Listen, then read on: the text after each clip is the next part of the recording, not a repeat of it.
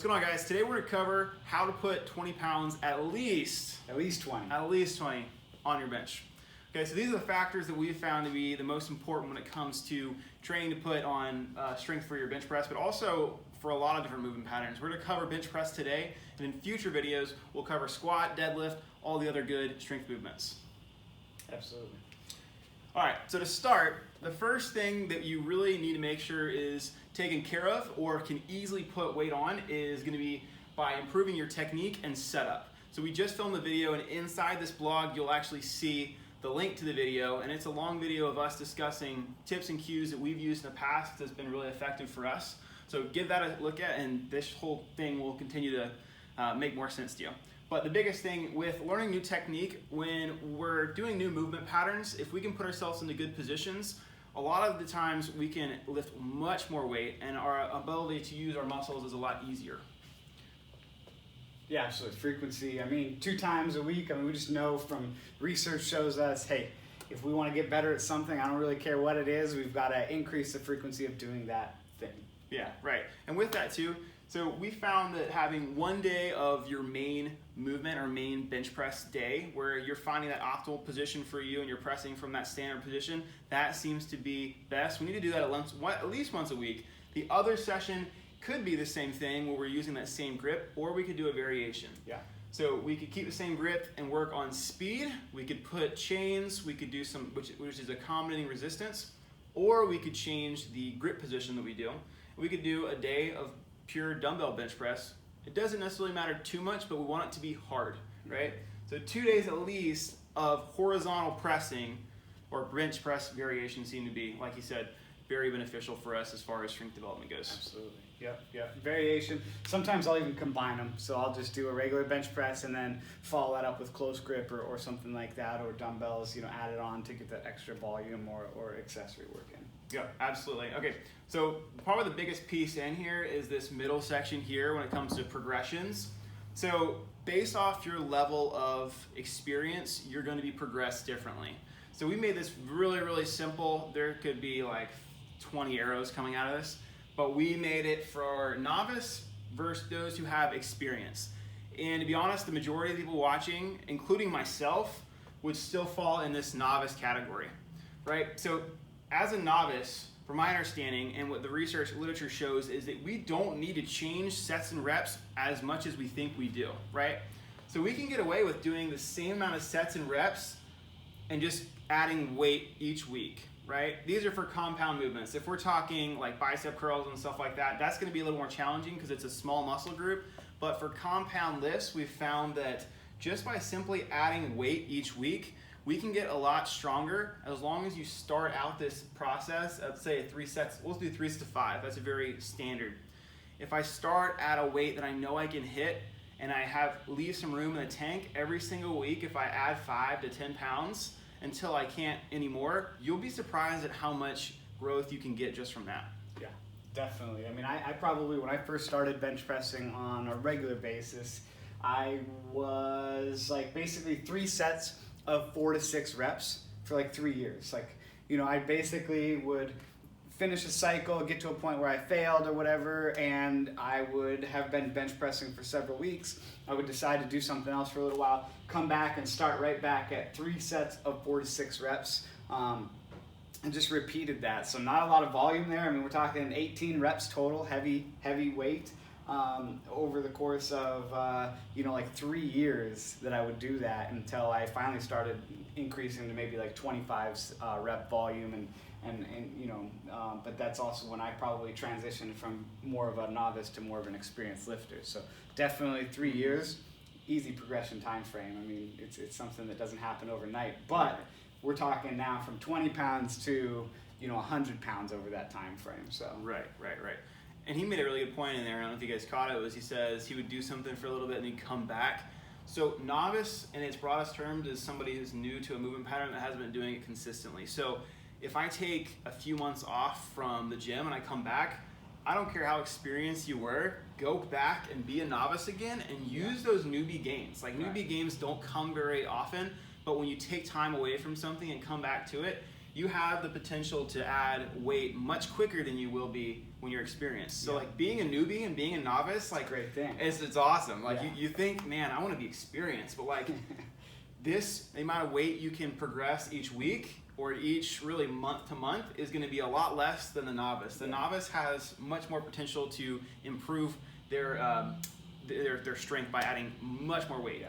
Not to mention the fact that if you've taken any time off of a particular movement or coming back, the risk for injury is probably a little bit higher. So starting back at this low to moderate volume and load is going to allow your body to adapt back to that stimulus. I mentioned like 3 years to start. If you took some time off and then come back, now you're talking that time frame is compressed. So it's not like you have to restart over for another 3 years. It's just saying that you're kind of back here to play around for a little while before you start to advance into more advanced technique. Yeah, and with this too, like being a novice, I typically would probably recommend not necessarily using as much percentages. Dane may be the opposite, but because you're getting stronger almost every session just by adding weight, percentages are a great starting point. So let's say, okay, we're going to start this 3 sets of 5 around 75 to 80% of what your theoretical 1 rep max is. But really, we should use it more for that starting point, and then as we continue to progress, since we're just simply adding weight each session, you're not going to need the percentages for that much. But then once we come to experienced, then percentages are going to matter more and more. Absolutely. Yeah, definitely. All right, let's talk accessory work. Okay, cool. So what we know, and you guys, if you've seen the previous video, we can there'll be a link in here as well. But from the research shows that we need to have 10 to 20 sets per week to improve either the movement pattern that we want to get stronger or to improve the physique that we want. So if I want to build bigger chest, I need to be in the 10 to 20 sets per movement pattern or body part. So for this movement pattern is horizontal pressing. Anything that's horizontal pressing, but for most people that's going to be bench press, dumbbell bench press, or incline press, etc. But that's where we're going to really focus a whole lot of our sets and sets trying to calculate. But with that, like again, we're going to kind of go back to this novice versus experienced. As a novice, you don't need as much sets as an experienced lifter does. So try not to rush that whole process. Yeah, absolutely. Yeah, and don't sleep on the push-ups, right? So, I think that anytime you can add push-up sets to this total volume, you're doing yourself a good thing. It's just good to be good at bodyweight movements. Absolutely. And with that too, that still will count towards the total sets. So if you're doing 20 sets already of bench press, of dumbbell bench press, and then you're trying to throw push-ups on top of it, something's got to give. So be smart with your volume and how much you're calculating, because if we think of an organism, this is just going in the broadest terms, an organism. Getting like, science, deep into science. Yeah. When it comes to stress and adaptation, if I can get away with continuing to get stronger off of 10 sets, that's awesome. But let's say I'm brand new and then I jump to doing 20 sets and I'm still a novice. That means for me to progress in the future, I have to do more than 20 sets because the body or any organism needs a little bit more stress than the previous session to continue to grow and develop. But once we get higher into this 20 plus set range, as we mentioned earlier with injury prevention and stuff like that, we're putting more stress on the body, right? And that may not be a bad thing. Some people may be able to get away with doing 30 sets, but you're also spending so much more time in the gym. Right. And it's like, if I can get the same amount of improvement as far as strength goes and adding weight to the bar with doing less sets, doing less is more. A 30 to 45 minute session is, if it's just as effective as a 2-hour session, I'm going to pick that 30 to 45 minutes so I can enjoy the rest of my day. Exactly. Minimum effective dose, right? Anytime you can use minimum effective dose to increase, get towards your goal, do that. It's your body will thank you. Yeah. Last thing we're going to talk about is triceps and horizontal rows. So we've been talking a whole lot about horizontal pressing. Pressing is great. But pulling itself, we want to try to make sure that balance, we have a 1-to-1, essentially 1-to-1 ratio. So if I'm doing 20 sets of horizontal pressing, I should be doing 20 sets of horizontal pulling, right? We want to stay balanced. Right, yeah.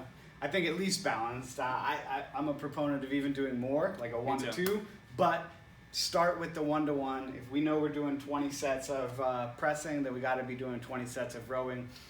Again, as we get into more experienced, life demands a lot more pressing of us, so it's nice to counterbalance that with extra rowing, but I think that's a whole nother topic. So. No, I totally agree. If people come in here with shoulder stuff, one of the first things we do is we do more rowing. Start rowing. Yeah.